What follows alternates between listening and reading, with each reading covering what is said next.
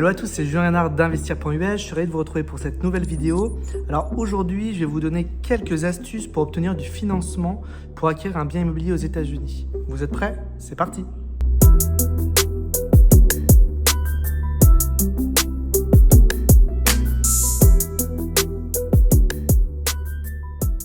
Déjà, vous allez devoir avoir un apport minimum si vous êtes investisseur étranger ou acquéreur étranger.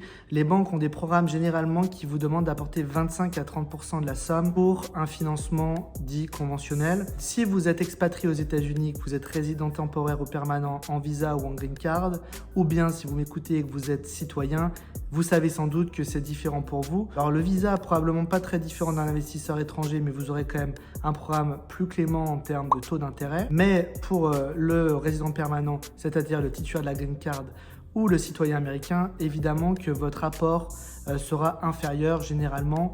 Pour des propriétés d'investissement, c'est 10% à 15% d'apport. Et également, vous aurez l'opportunité d'avoir les meilleurs taux possibles. Ceci dépend bien sûr de votre crédit score. Aux États-Unis, on a une forme de notation que l'on appelle le crédit score. C'est une forme de notation qui s'élève jusqu'à 820. En fonction de votre note, vous aurez des taux plus ou moins importants, plus ou moins intéressants. Alors le crédit score, en fait, ça explique votre capacité à rembourser correctement lorsque vous avez une obligation, c'est-à-dire un emprunt, un crédit, ça peut être un crédit voiture, ça peut être un emprunt immobilier. Vous savez qu'aux États-Unis, on a des cartes de crédit également. La banque nous prête un crédit qu'on pourrait appeler crédit consommateur pour consommer tous les jours. Et si l'on montre à la banque que l'on est capable de rembourser en temps et en heure déjà, généralement, si c'est sous 30 jours, la plupart des cartes de crédit ne vous font pas payer d'intérêt, mais surtout, ça fait monter votre crédit score. Donc, il y a toute une technique aux États-Unis et il y a même des spécialistes avec des vidéos qui existent là-dessus pour avoir un très bon crédit score. Si vous avez un crédit trop faible, vous n'allez pas qualifier pour un crédit immobilier. Et puis, plus vous allez avoir un crédit élevé, une note élevée, plus vous allez avoir un taux intéressant et des programmes qui vous seront disponibles parce que vous montrez une certaine forme de confiance pour les banques. En tant qu'investisseur étranger, oui, vous pouvez être approuvé, même si vous avez une situation, on va dire, qui est une situation un peu instable, c'est-à-dire si vous n'êtes pas salarié, que vous êtes entrepreneur, c'est pas un problème en soi. Si également, vous n'avez pas de revenus fixes, c'est pas un problème en soi. Ce que la banque va regarder, en fait, ce sont deux éléments. Un, le cash que vous avez de disponible et deux, le revenu récurrent. Alors, si vous n'avez pas de revenus, il va falloir montrer plus de cash et vice-versa en fait. Néanmoins, il y a un minimum de cash à montrer, un, pour payer l'apport et deux, pour avoir un certain nombre de réserves puisqu'il s'agit d'un bien d'investissement. Il s'agit en fait, dans le cadre d'un bien d'investissement, d'un crédit hypothécaire, c'est-à-dire que la banque veut s'assurer que les charges sont bien couvertes par le montant du loyer. Donc ce qui se passe lorsque l'on fait ce que l'on appelle l'appraisal, c'est-à-dire l'estimation du bien. Donc vous avez quelqu'un qui est indépendant, qui est chargé d'estimer les biens, qui est licencié pour ça, qui s'appelle un appraiser. Il va notamment rendre un rapport et dans ce rapport, il y aura une estimation des loyers potentiels que peut générer le bien en question. S'il s'agit d'un immeuble, des appartements ou des biens en question. Chaque cas est différent. Vous devez vous rapprocher d'une banque qui peut vous qualifier, une banque qui a l'habitude de travailler avec les investisseurs étrangers ou un réseau de courtiers qui également travaille avec des investisseurs étrangers. Bien sûr, si vous avez besoin de recommandations là-dessus, n'hésitez pas à nous contacter. N'hésitez pas également à nous faire part de votre projet. On a l'habitude de travailler avec un certain nombre de banques et courtiers qui ont l'habitude de travailler avec les investisseurs étrangers. Vous avez également la possibilité, une fois que vous détenez le bien, la première chose de faire un refinancement. Donc ça, c'est quelque chose par exemple que l'on connaît quand on vit en Europe, puisque c'est des choses qui sont assez similaires.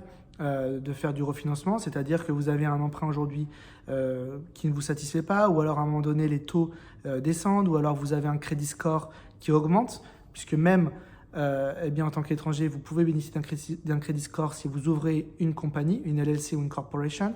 Donc avec le temps, vous allez pouvoir bénéficier de cette note-là qui va vous permettre peut-être d'avoir de meilleurs taux à l'avenir. Donc vous pourrez faire un refinancement, c'est-à-dire de faire le même principe et faire racheter l'emprunt par une autre banque ou la même banque avec des conditions qui sont meilleures. Parfois, le refinancement vous permet de diminuer votre taux d'intérêt énormément. Ça peut être jusqu'à 2-3 fois ce que vous payez.